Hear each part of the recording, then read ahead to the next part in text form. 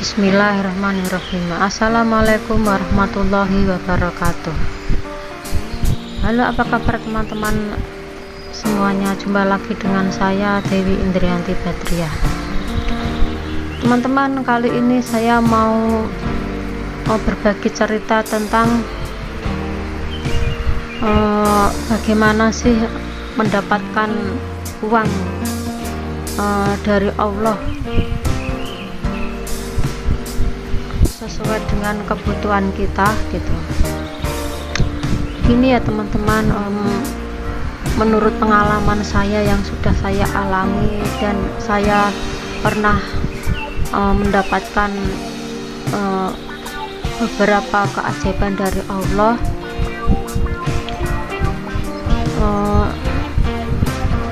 Saya menyarankan kepada teman-teman semuanya, bagi yang percaya dan kalau tidak percaya ya tidak masalah gitu.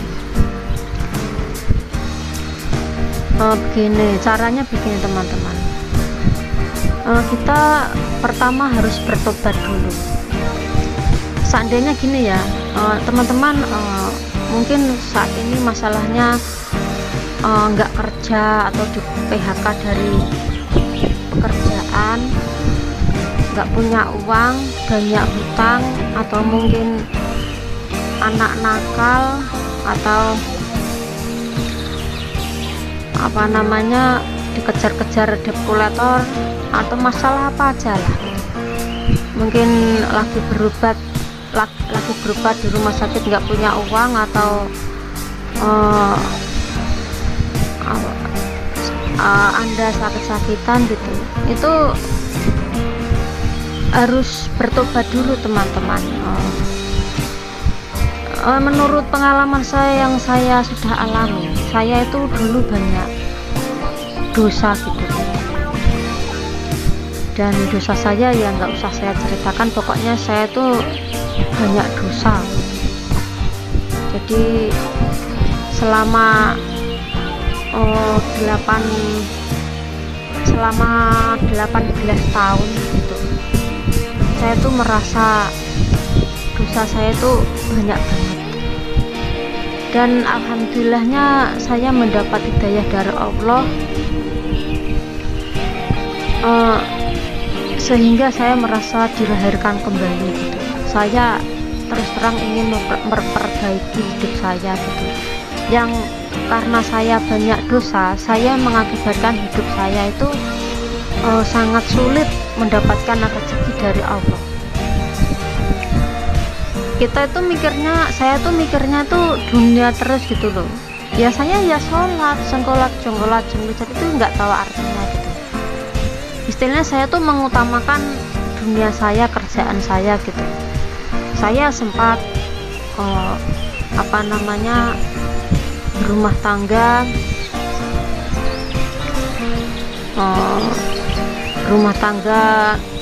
dan rumah tangga pun saya hancur ya, mungkin karena saya banyak dosanya gitu. Dari saya nggak mau menyalahkan siapa-siapa, saya hanya menyalahkan diri saya sendiri karena banyak dosa gitu aja, dan banyak hutang riba saya juga. Jadi menurut Al-Quran kan kalau hutang riba itu kan nggak diridhoi sama Allah gitu. Nah, saya bertobat dulu gitu. Ceritanya saya bisa bertobat itu, saya bisa mendapat hidayah itu, saya tuh sering lihat di YouTube gitu. Saya pertama tuh lihat Ustadz Danu gitu, masalah pengobatan tuh aja. Jadi intinya itu kita nggak boleh marah gitu kan, di Ustadz Danu itu pengobatan secara Islami gitu. Nah, setelah itu saya melihat videonya Ustadz Mansur, terus kiai-kiai, ustadz lain-lainnya gitu, saya dengerin semua begitu. Terus saya itu melakukan sholat tobat, terus saya memperbaiki sholat tepat waktu teman-teman. Alhamdulillah di kerjaan saya bisa sholat. Memang dari dulu saya juga meminta sama Allah, saya minta pekerjaan. Saya kan kerja di luar negeri gitu, minta kerjaan yang bisa sholat akan dikabulkan, walau bos saya itu sangat pelit sekali gitu. Tapi itu kan waktu itu ya nama Allah ngasih itu dulu kan, keinginan pokoknya saya bisa sholat gitu.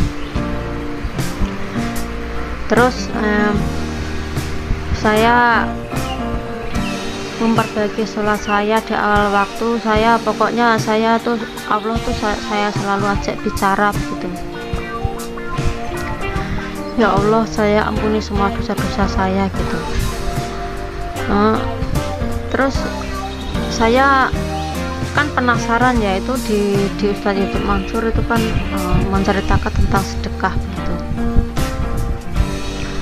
menceritakan tentang sedekah. Terus saya itu pertama ya, sedekah tuh gaji saya 10% gitu. Gaji saya kan 8 juta, saya kasihkan ke 1 juta gitu ke anak yatim gitu lah. Terus saya tuh mendengarkan Ustadz Mansur gajinya suruh kasih semua lah. Saya kan kuliahin anak, jadi tapi saya sudah ngomong sama anak saya 2 bulan mau nggak kirim, saya mau kesedekahan ke anak yatim semua gitu lah. Anak saya tuh marah-marah gitu, terus sedekah kok nggak mikirin anak gitu. Tapi kan ya akhirnya saya nekat, saya tuh penasaran dengan kata-katanya Ustadz Yusuf Mansur gitu. Terus 2 kali saya sedekahin semua gaji saya itu. Jadi anak saya nggak saya kiriman, saya pun nggak menyicipi gaji saya gitu. Pokoknya saya sedekahin semua, sampai anak saya itu menangis marah-marah sama saya gitu, emosi banget sama saya gitu. Ya wajar lah, namanya anak nggak dipikirin kan. Tapi kan saya sudah ngomong 2 bulan, aku bilang gitu, saya nggak kirim gitu. Ya akhirnya saya tambah utang sama saudara-saudara saya itu,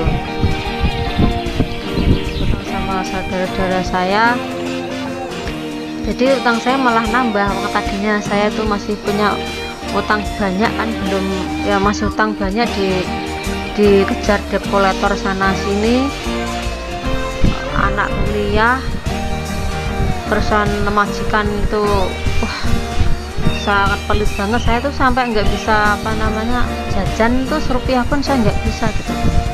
Tiap hari itu batin saya nangis sampai badan saya tuh kurus gitu. Terus gara-gara 2 bulan saya nggak kirim anak, utang saya nambah 17 juta.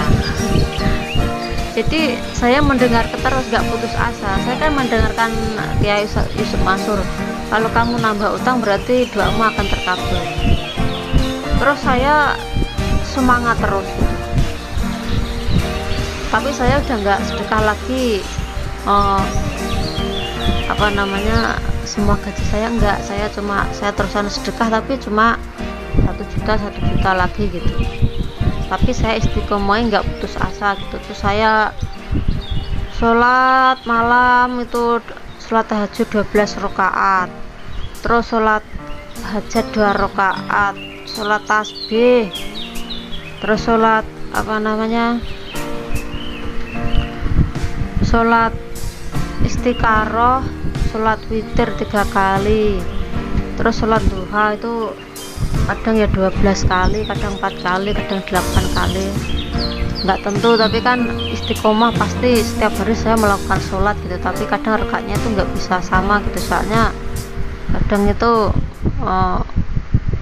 kerjaan saya itu kadang itu menumpuk gitu. Yang penting saya istiqomah walaupun nggak 2 rakaat gitu, minim 2 rakaat gitu. Nah setelah itu saya kan berpikir pengen pindah bos gitu, pindah majikan. Ya pindah majikan itu juga banyak kendala teman-teman. Jadi agen saya tuh nggak membolehkan aku pindah gitu. Saya suruh di bos itu aja bos, lama itu mau ditambahin gaji 1 juta saya nggak mau gitu. Soalnya saya sudah sakit hati dan sangat jengkel sama bos saya saking pelitnya itu. Saya berdoa terus, pokoknya saya pengen pindah, pengen pindah, pengen pekerjaan baru, suasana baru gitu. Akhirnya saya bisa pindah. Terus saya itu cerita saya, proses saya untuk mendapatkan mendapatkan keajaiban dari Allah. Dan saya pindah itu alhamdulillah itu keajaiban dari Allah itu baru terasa. Jadi bos saya yang saya impi-impikan itu sesuai dengan keinginan saya dan harapan saya, persis gitu. Dari yang bos yang dulu itu kualitnya minta ampun, ada makanan tuh nggak pernah dibagi, sandal led aja itu led itu minta suruh bayar, jarum benang itu suruh bayar, tisu suruh bayar, semuanya suruh bayar. Saya pelitnya itu di majikan saya yang baru, ada rinso, sabun mandi, semuanya, tisu, semuanya, sandal itu dikasih semua, nggak ada yang bayar. Terus saya istirahat bisa totalitas, kerjaannya ringan, pokoknya berbanding terbalik dengan majikan lama gitu. Jadi saya merasakan keajaiban itu dari saya membaca sholawat itu dan sedekah itu, yaitu gitu, begitu teman-teman. Jadi harus melalui proses dulu teman-teman. Jadi begini, kalau teman-teman banyak masalah, istilahnya pengen minta uang, itu juga melalui proses dulu gitu. Jadi harus sabar, jangan berprasangka buruk sama Allah. Seandainya teman-teman ingin minta uang 100 juta, ya teman-teman ya harus sholatnya diperbanyak, sholat, terutama sholat wajib itu harus tepat waktu, sholat sunnah harus dikerjakan terus sholawatnya dibanyakin kan gitu. Saya dulu sholawat itu, masjid sholawat itu nggak pernah putus teman-teman. Saya bangun jam 1 malam, jam 2 malam itu sampai jam 3 saya tidur sebentar, terus bangun lagi sebelum subuh, saya lanjutkan lagi sampai saya tuh mau tidur, sampai siang saya tuh kerja ya sambil membaca sholawat terus gitu. Kalau dihitung-hitung ya lebih dari 25.000 gitu. Tapi kalau teman-teman itu setiap orang kan berbeda ya prosesnya ya, tapi yang pasti ya harus menikmati proses gitu loh.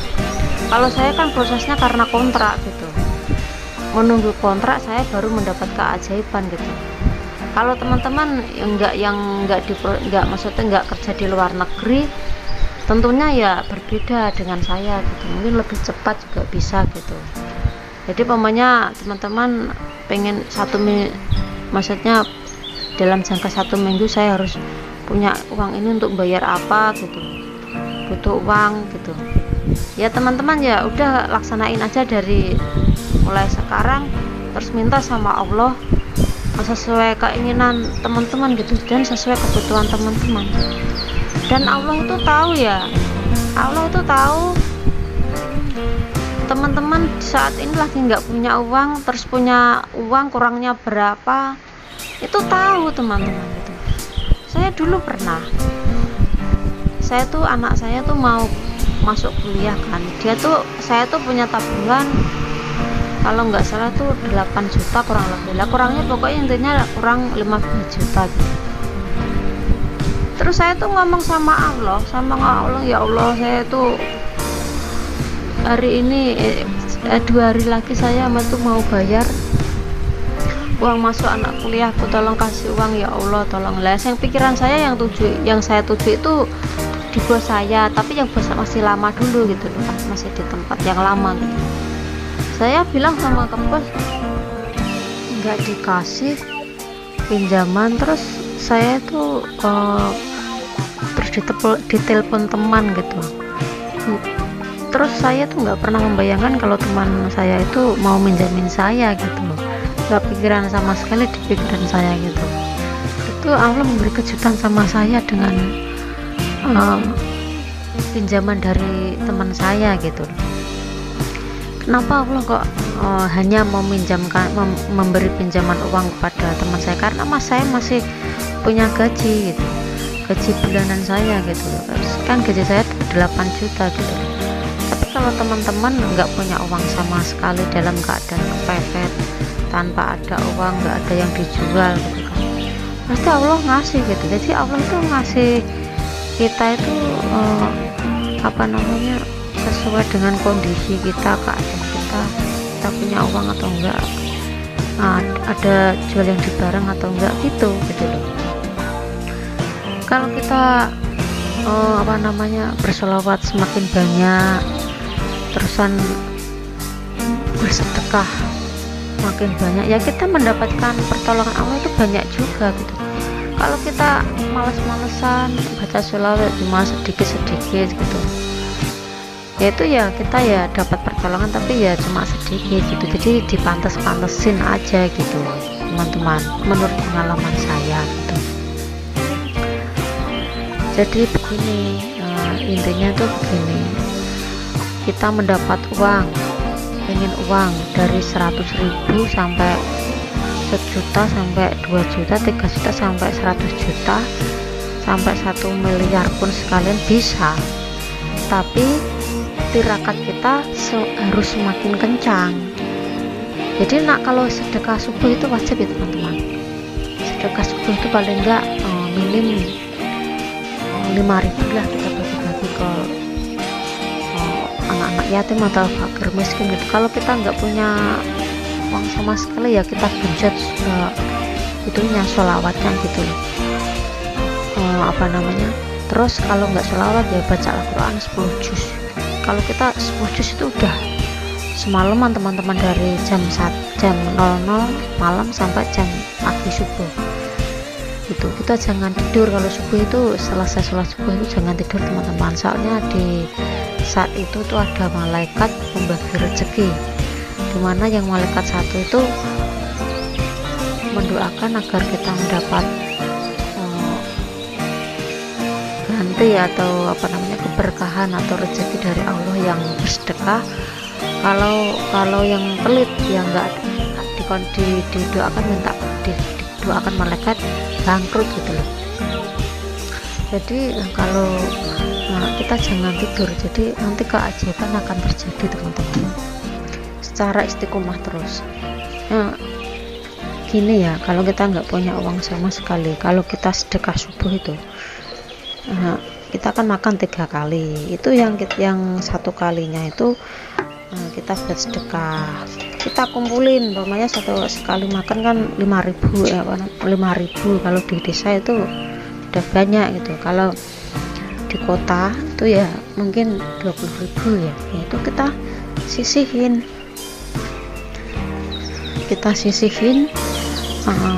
kan 3 kali makan, berarti yang sekali makan kita sedekahin, atau yang 2 kali makan kita sedekahin gitu.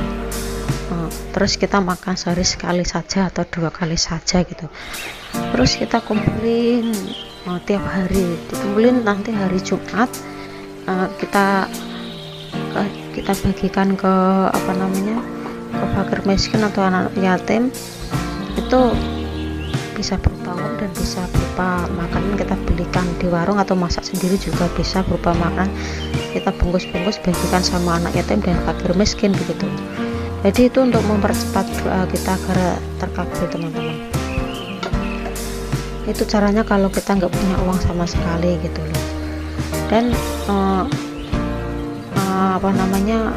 sholawat itu pengganti sedekah, atau membaca Al-Quran juga pengganti sedekah gitu, kalau kita nggak punya uang sama sekali. Jadi kalau kita lakukan semua sholawat bersama sedekah, ya kita mendapatnya imbalan dari Allah ya semakin banyak gitu. Jadi untuk mencapai, kita untuk minta uang 100 juta sampai 1 miliar pun bisa, sampai 10 miliar pun bisa. Jadi kalau kita sedekahnya semakin banyak, setiap hari kita sedekah mengeluarkan uangnya 3 juta, 3 juta ya kita mendapatkannya banyak gitu. Jadi saya disesuaikan dengan keinginan, disesuaikan dengan keinginan kita dan kebutuhan kita. Dan kita sedekahnya berapa ya itu kita dapat kita ngasih sedekah sedikit ya dapatnya sedikit, sedekah banyak ya dapatnya banyak, itu sesuai dengan kemampuan kita ya. Kita kalau bisa kita paksain sedekah, kalau bisa kita paksain teman-teman.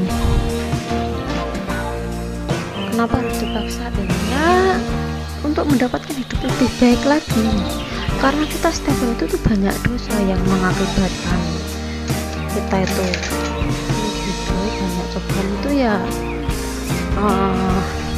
karena kita banyak dosa teman-teman, seperti yang saya alami gitu loh. Jadi saya tuh nggak menuduh teman-teman tuh banyak dosa atau enggak, itu soalnya saya cerita dari pengalaman sendiri. Pun kata kiai pun begitu, kalau kita sholat pun bolong-bolong, jarang-jarang ya, terus kita banyak melakukan dosa ya, itu pasti kita ya harus melalui proses pencucian dulu agar doa kita terkabul dan keajaiban dari Allah kita dapatkan begitu. Prosesnya pun ada yang berbeda-beda setiap orang, ada yang mudah, ada yang sulit, ada yang lama gitu, ada yang sebentar, ada yang lama gitu. Terus dan harus sabar. Kadang kan begini ya, saya sudah sholawat, udah berapa bulan kok belum mendapatnya keajaiban itu, karena kita masih banyak dosa gitu. Kita langsung aja terus istiqomah, pasti nanti Allah akan mendapatkan, akan memberi keajaiban pada kita, pertolongan pada kita gitu. Nggak usah khawatir, di dalam proses pun kita itu tetap bisa makan gitu. Nggak usah khawatir, nggak mungkin lah kalau Allah itu kita masih hidup ya masih diberi rezeki sama Allah, kecuali kalau orang sudah mati berarti sudah nggak ada rezeki. Orang kalau sudah mati sudah putus rezekinya teman-teman. Jadi nggak usah khawatir, kita itu hidup itu kita jalani saja, menikmati proses saja gitu. Namanya kita banyak kesalahan, banyak dosa ya, kita harus menikmati proses begitu. Tapi untuk bagi orang-orang yang sudah beriman kok masih mendapat cobaan, yaitu untuk meningkatkan lebih derajatnya lagi, untuk meningkatkan hadiahnya lagi dari Allah gitu. Jadi berbeda ya teman-teman. Di saat kita itu masih suratnya jarang-jarang, mengabaikan Allah, kita mendapat masalah itu merupakan suatu hukuman. Tapi kalau kita sudah tobat, sudah sudah memperbaiki diri, banyak sedekah masih banyak cobaan gitu, itu untuk mengangkat derajat kita untuk ke level yang lebih tinggi gitu. Kita akan mendapat hadiah dari Allah, suatu kejutan dari Allah itu yang lebih baik lagi gitu kan begitu. Tapi harus sabar dulu gitu, harus selalu berprasangka baik kepada Allah gitu, begitu teman-teman. Menurut saya seperti yang saya alami gitu ya. Terima kasih ya, begitu saja cerita saya teman-teman. Kalau saya kata-kata saya ada yang salah, saya minta maaf, dan tidak berkenan bagi di hati teman-teman, saya minta maaf. Saya akhiri sekian dulu. Wassalamualaikum warahmatullahi wabarakatuh.